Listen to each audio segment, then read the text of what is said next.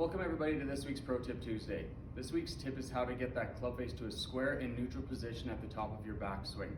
What this will provide you is straighter golf shots off the tee and also when it comes to hitting golf shots off the fairway. So the main thing that we're going to be looking at today is the wrist on your glove hand, so the wrist of your top hand. So again, why is this so important is what your wrist does on the takeaway will provide you with what your club face does and where it's at the top of your backswing. So the goal here is to have what's called a flat wrist. So how you get to this flat wrist is what we're going to be looking at is the face of the golf club and where it's pointed on our takeaway. So what we want to do is when we get in a ready position, we want the club face to be pointing down our target line.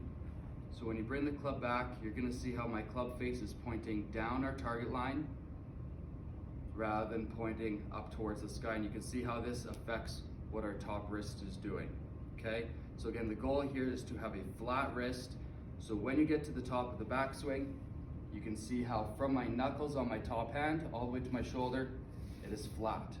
What we don't want to see is having that cup wrist like this, and you can see how that manipulates the club face, okay? So again, the goal here is from our takeaway, getting to that flat wrist. When we bring the club back, face of the club face is pointing down our target line, and that'll get us to that neutral and square position at our top swing. So if it's done correctly, it's going to look something like this.